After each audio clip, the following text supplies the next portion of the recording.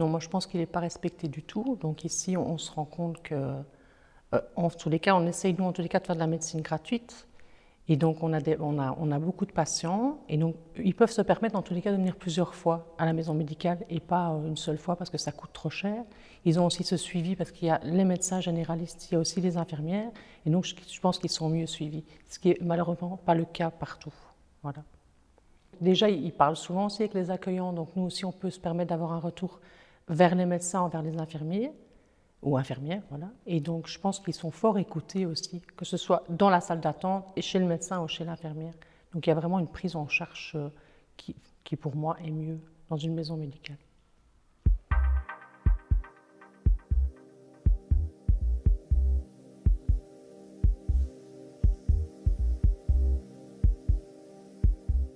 C'est la base.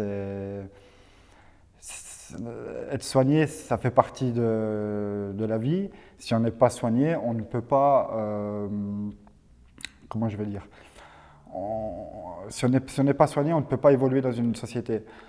Quelqu'un qui va avoir des problèmes de peau, s'il ne peut pas se faire soigner, il va mettre des barrières sociales vis-à-vis des regards des autres et il ne va pas se lancer dans la vie.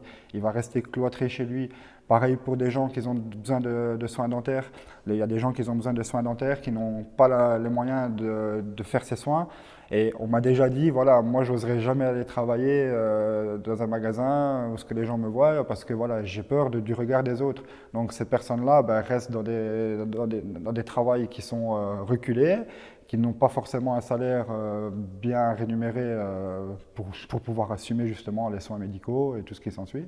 Donc ces personnes-là, en fait, c'est un engrenage. Hein. Donc on n'a pas les soins de santé, on ne sait pas se soigner, on ne sait pas les travailler parce qu'on n'est pas bien, on ne gagne pas de sous et puis on revient et la roue retourne. Donc il faut vraiment stopper ça et le fait qu'on puisse avoir des soins gratuits, c'est vraiment primordial. La société à l'heure actuelle pousse à la consommation, donc on parle d'argent, c'est toujours l'argent qui revient en premier lieu. On a eu une crise sanitaire, on nous dit oui, mais voilà, on va débloquer des fonds, on va débloquer beaucoup de fonds. Bon, il y a des choses qui ont changé, mais voilà, c'est pas. Voilà. Il y a des gens pendant la crise sanitaire, il y a des personnes qui ne savaient pas se payer de masques. Donc ces personnes-là fabriquaient des masques en tissu. Voilà, ils n'ont pas spécialement une bonne hygiène de vie, donc le masque en tissu n'était pas forcément lavé régulièrement. Voilà, c'est tous des petits trucs comme ça qu'il faut mettre un halte là et être solidaire surtout pour ces gens-là.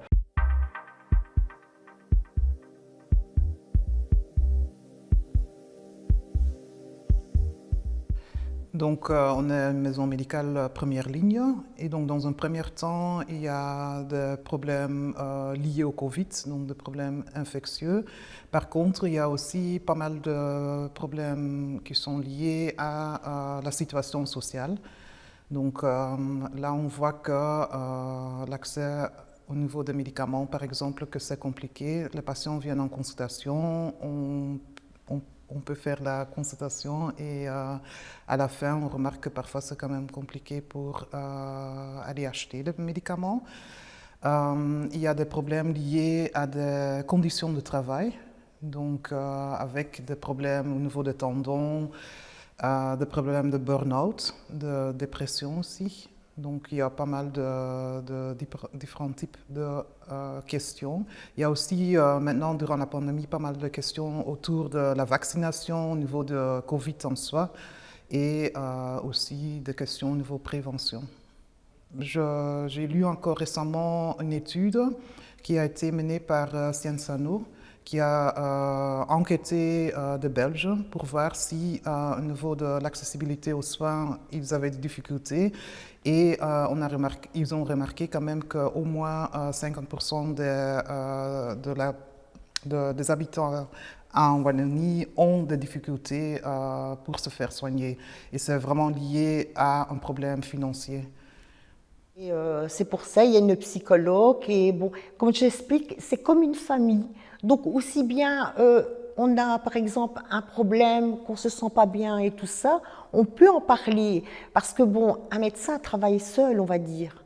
Tandis qu'ici, on est plusieurs, donc on a le temps de bien suivre le patient, de ne pas faire les choses trop vite, parce qu'un médecin seul ne s'en sortirait pas.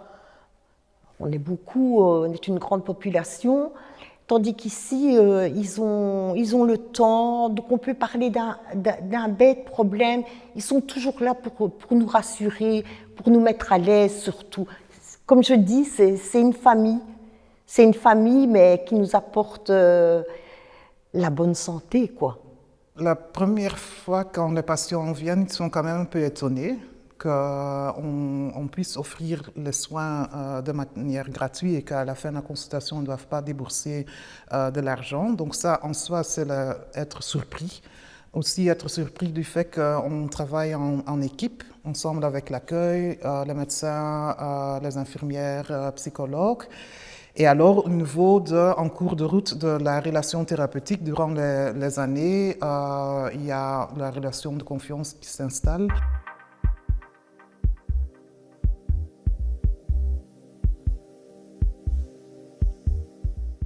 Déjà, c'est l'esprit d'équipe qu'il y a ici qui m'a vraiment intéressée. Et je trouve que franchement, l'entente, c'est pas une équipe, mais je trouve que c'est comme une famille ici. Donc certes, il y a des plus grands, des plus jeunes, mais je trouve que franchement, c'est magnifique ici. Donc non, franchement, pour ceux qui veulent venir être bénévoles ici, c'est les bienvenus, quoi. Ah oui, je suis ouverte à tout le monde, il n'y a pas de souci.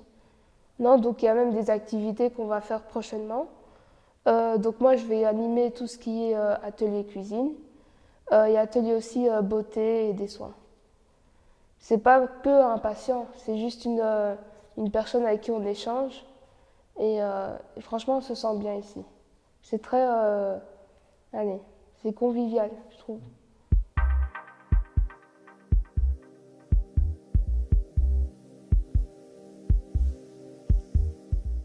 Déjà, un logement décent, c'est déjà, moi je trouve que la santé vient déjà d'un logement décent. Parce que quand on habite dans des logements insalubres, on rencontre beaucoup de maladies. Voilà, après, ce qu'on pourra améliorer, ben, c'est aussi au sein de la politique, hein. Les soins de santé sont trop chers. C'est ça le plus important. Quand on voit qu'un lait spécialisé pour bébé coûte 50 € la boîte et on vous dit que vous allez aller 3 jours avec, ou ce que vous n'êtes pas remboursé, là ça pose problème parce que moi j'ai la chance de pouvoir réussir à le faire, mais il y a des gens qui n'ont pas la chance de réussir à le faire. Et dans ces cas-là, on vous dit « Ah mais désolé, on n'a pas d'autre solution, il faut réessayer avec un autre lait qui n'est pas approprié ». Enfin voilà, c'est aberrant. Donc moi je dis qu'il faut absolument que l'État, le politique se bouge pour justement faire changer tout ça. Il y a certains pays où les médecins, les médicaments, c'est gratuit parce qu'ils mettent la santé en priorité. Donc, du moment où l'enfant vient au monde, il est soigné. C'est gratuit. Et ça, je trouve ça magnifique.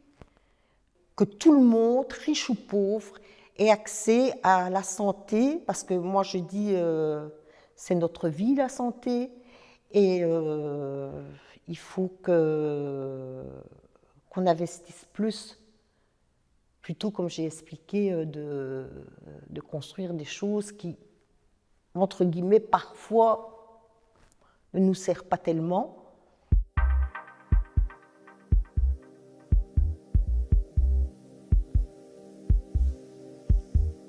Déjà, je souligne accès à la santé pour tous et non accès aux soins de santé pour tous, comme on a tendance à l'entendre souvent. Alors certes, le système de soins de santé, un système de soins de santé de qualité, bien organisé et distribué correctement et justement pour tous les individus est évidemment un élément essentiel pour préserver la santé des individus et des populations.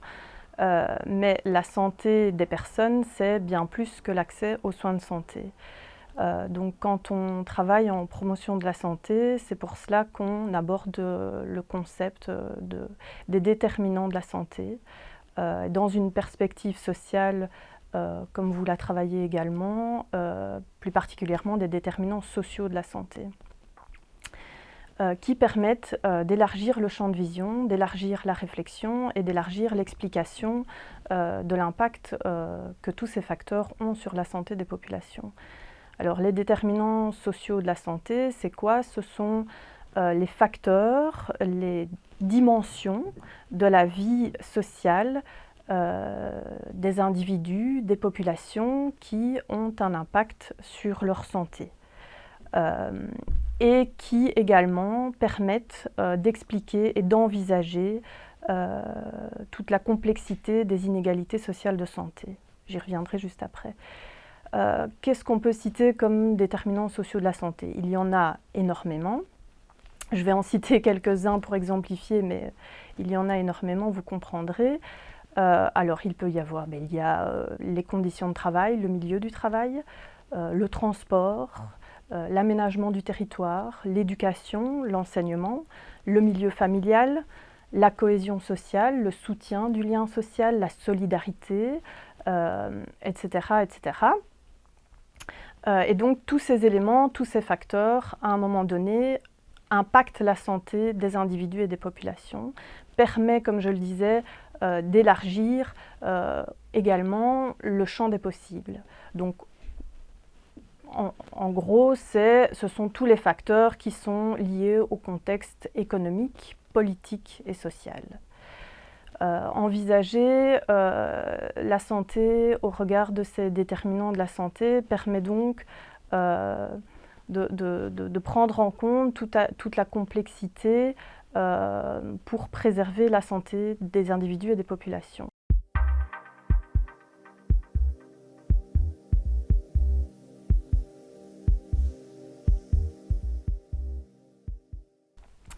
Une politique locale qui fait de la vie dans les quartiers une priorité, qui investit dans des actions, des initiatives directement dans le milieu de vie des citoyens, donc dans les différents quartiers, et qui va investir peut-être davantage dans des quartiers où il y a des populations plus défavorisées, qui va mettre en place des structures, qui va permettre aux personnes de soutenir le lien social, de se mettre ensemble pour imaginer des projets.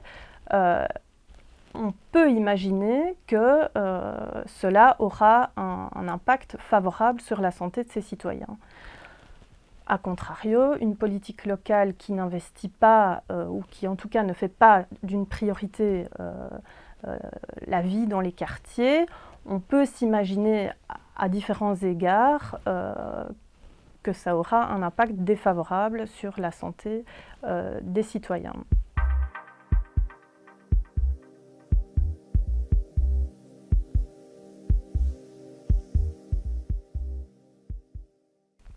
Ce sont, alors très simplement, les écarts de santé entre les individus, entre des groupes de population, entre des catégories sociales. Alors, ce qu'il ne faut pas faire, c'est opposer des groupes de population de catégories sociales davantage défavorisées, qui vivent dans des conditions d'extrême pauvreté, qui potentiellement cumuleraient des facteurs de risque, qui auraient un accès à la santé alors plus difficile à maints égards, et qui donc cumuleraient des problèmes de santé à des groupes de population de catégories sociales davantage favorisées, qui ont qui auraient moins de facteurs de risque, qui auraient un accès à la santé beaucoup plus facile, à maints égards également, et qui donc auraient certes des problèmes de santé, mais qui pourraient y faire face. C'est bien plus complexe que ça, et d'ailleurs, quand on envisage ces inégalités sociales de santé, il y a un concept de gradient social qui permet alors de mettre en avant qu'il s'agit plutôt d'un continuum et donc que la fréquence des problèmes de santé augmente lorsque les individus se trouvent dans une catégorie sociale davantage inférieure à la catégorie sociale juste supérieure. Et donc, c'est comme ça qu'il y a un continuum.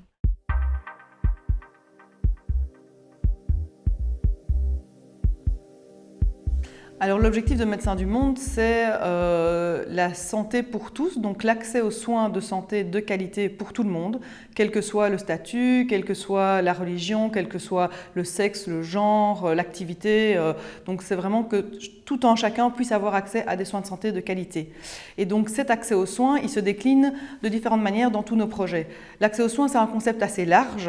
Il y a l'accès aux soins tel qu'on le connaît d'habitude, c'est-à-dire une personne qui a des papiers, qui a un droit de séjour sur le territoire où elle se trouve, et une mutuelle. Ça, on va dire, c'est le top, c'est ce que la majorité d'entre nous ont. Et donc, ces personnes ont théoriquement accès aux soins. Et puis, il y a les personnes qui n'ont pas ce droit de séjour ou qui n'ont pas de mutuelle, et ces personnes n'ont pas accès aux soins de santé tels que nous, on peut l'imaginer. Donc, pour ces derniers, l'accès aux soins, pour rétablir l'accès aux soins, c'est vraiment rétablir les papiers, essayer de faire en sorte qu'ils aient accès à un médecin, à des soins au moment où ils en ont besoin. Ces personnes qui ont un accès aux soins théoriques peuvent aussi ne pas avoir un accès aux soins pratiques. Donc, c'est-à-dire qu'il y a des personnes qui ont des barrières telles que la langue, telles que leur activité, elles sont stigmatisées pour certaines choses. Par exemple, elles sont dans la prostitution, elles sont toxicomanes, elles sont sans abri, elles sont mal habillées, elles sentent mauvais. Et donc, pour des raisons diverses et variées, elles ne se rendent plus dans les services de santé, dans les hôpitaux, chez un médecin généraliste. Et donc, ces personnes, on essaie de les raccrocher au système par nos projets.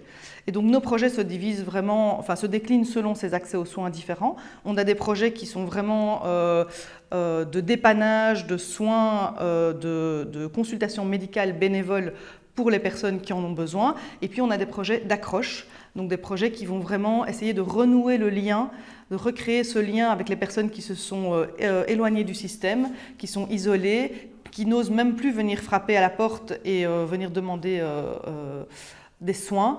Et donc ces projets, ça va être par exemple un Medibus, qui est un camping-car aménagé en cabinet de consultation, qui va aller sur les lieux de vie, de sociabilisation des personnes, pour vraiment les accueillir, recommencer à parler santé avec eux, et puis reparler d'autres choses, de tout tous leurs soucis du moment. De faire des soins infirmiers, tout est gratuit évidemment, pour les raccrocher et petit à petit, un jour peut-être, qu'ils puissent retrouver confiance dans le système de santé.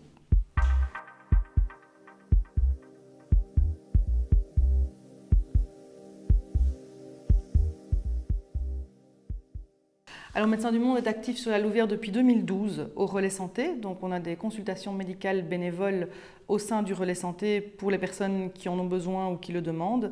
Et depuis 2019, on a le Medibus qui vient une fois par semaine, le samedi après-midi, devant le parking de la gare.